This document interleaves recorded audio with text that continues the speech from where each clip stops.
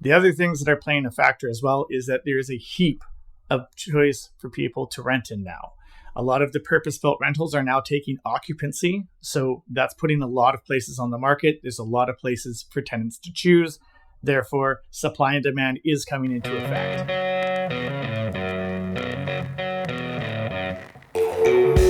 Hello, everyone, and welcome to Bamboo, Vancouver's property management and investment podcast.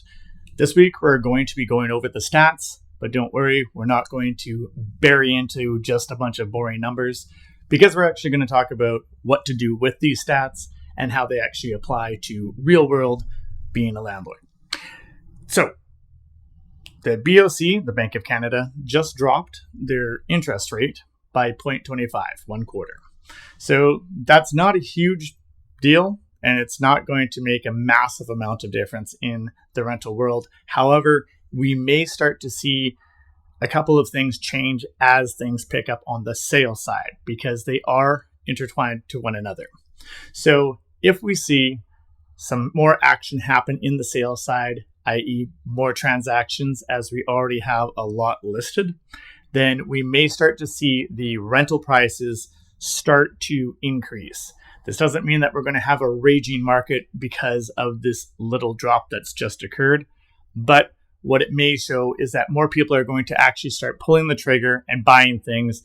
And the reason why that this will possibly have an impact on the rental market is simply for the fact that as people purchase places, they may displace tenants. So now we're going to have a tenant now looking for a new place to rent, which generally speaking, the rents are higher month over month, year over year. We will be getting more into that in a bit, but that is possibly what's going to come down the line as people start making purchases. Another aspect of how the sales market affects the rental market is that as more buying power increases, i.e. a lower interest rate, then more people are able to purchase. So a lot of tenants may end up becoming a homeowner for the first time. So we'll have to take a look to see how this happens, but they are related to one another. So we'll just keep an eye on it. The 0.25, they are having 2 more times that the Bank of Canada is meeting. So if this keeps on going down, we may actually start to see the rental prices start going up.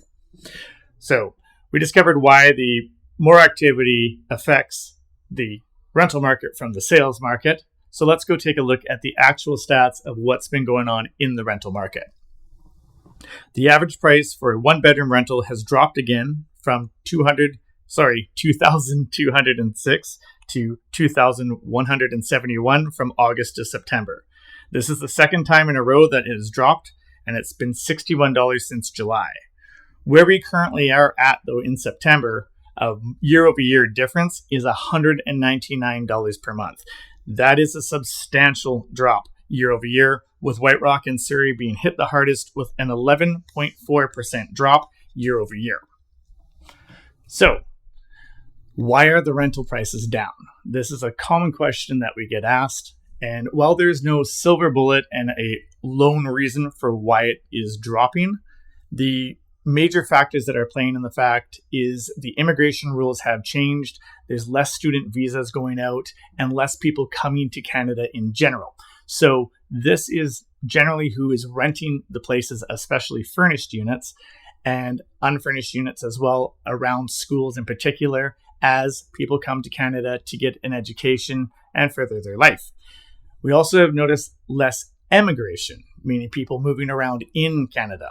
Because prices have got so high in Vancouver, a lot of people are moving away. They're moving to Alberta, they're moving to the prairies, anywhere else but Vancouver, because the prices are so high. So due to that, this is another reason why the prices are actually starting to lower a bit, because there's just less people. The other things that are playing a factor as well is that there's a heap of choice for people to rent in now. A lot of the purpose-built rentals are now taking occupancy, so that's putting a lot of places on the market. There's a lot of places for tenants to choose. Therefore, supply and demand is coming into effect. Another part that has chosen to be a problem now for supply and demand for landlords is this new anti-flipping tax that has come on. There's a lot of people who bought places 4 years ago before a building was built, and now they were planning to flip that for an increase. However, with the new anti-flipping taxes, all of those profits are getting wiped out. So we have a lot of people who've been suddenly forced into being a landlord. So this is, again, putting more product on the market. Therefore, there's a lot to choose from, and landlords are starting to have to compete versus one another, especially with these pre-builds that all essentially look the same. So the only thing that they can change is their price and put it down. So these are some of the factors that are there, as well as what we talked about at the start of the show with the lack of displacement from sales. So if all these things start to work along, the sales market picks up, people start lowering down the amount that there's a selection from, we may start to see the rental prices start to increase. Which leads to, should you increase? The dictated amount that you're allowed to increase your rent next year for 2026 is 2.3%. Now, in general case, yes, always increase your rent. There's a few reasons for this. I'm sure that we'll have a bunch of people for the tenant side complaining about this, but this is the logic for the landlords. The reason why you want to always increase your rent is because, one, if you're going to sell your place, you want to be getting as close to market rent as possible, simply for the fact that then somebody may want to buy a turnkey investment and that the tenant can stay because that's ideal for them. They don't have any vacancy. As well as the fact that along with everything going up in price, such as the taxes, your insurance, and basically anything getting repaired, services, trades, everything is getting more expensive. So this is why you do want to always try to increase your rent if possible when you have the opportunity, generally.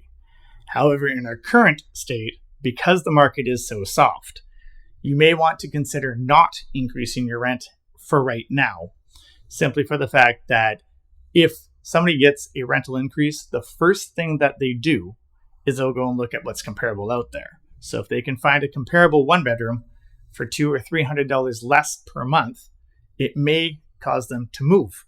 In which case now you've got an empty place, the market's not great for selling right now, and it's softer for rents, which means that when you go to re-rent it, you may end up with a lower rent than you currently were getting. So if you're thinking about raising your rent on your current tenants that are there, make sure you take a look around and make sure you're not shooting yourself in the foot, because you may be just doing that. It's no longer the way that it used to be, where rents were just perpetually raising. The other thing that you have to look at as well with raising your rents is that you can only raise it once in a 12-month period. That doesn't mean that you have to do it in that 12 months. So should the markets start increasing, which inevitably they will, then you can raise your rent at that point in time. So maybe raise it in 14 months or 16 months when it makes more sense and that you're not just going to lose your tenant.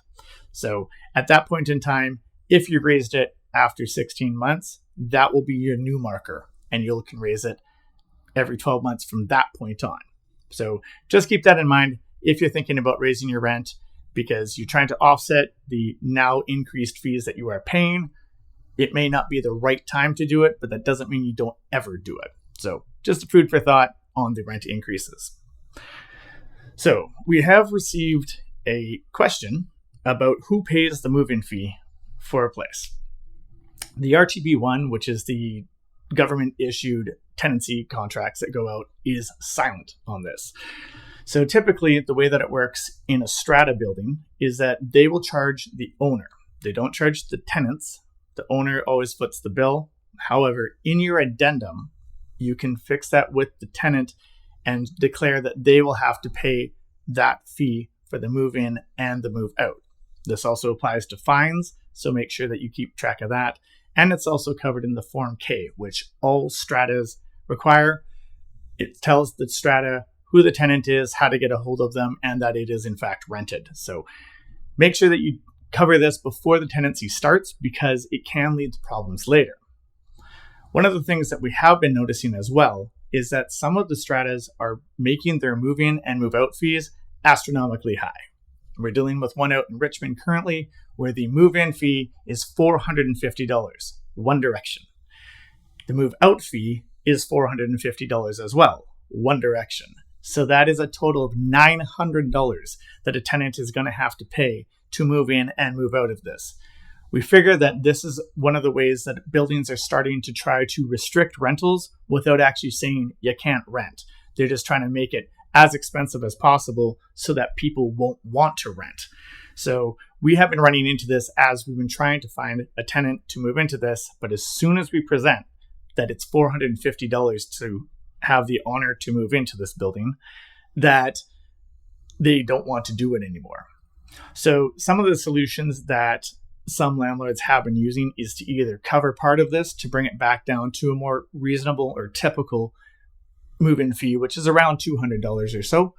Others have just been covering it altogether simply because we're in a soft market and it's a better way to attract some tenants that are maybe trying to save a buck or two, just like everybody else is. So do look at that, as that can be a bit of a problem for the move-in fee. So in a nutshell, the owners are technically billed for the move-in fee, but you can transfer that on to the tenants who are obviously causing the move-in fee to occur. So thank you very much for sending in that question. If you have any questions about things such as who pays the fees, how to handle fines, and so on and so forth, feel free to message us. We have their information down in the description of each podcast, and you can just send us off a mail. We'll be happy to answer that to the best of our knowledge, or find somebody who can. So thank you very much for tuning in. This has been Hayes with Bamboo, Vancouver's Property Management and Investment Podcast.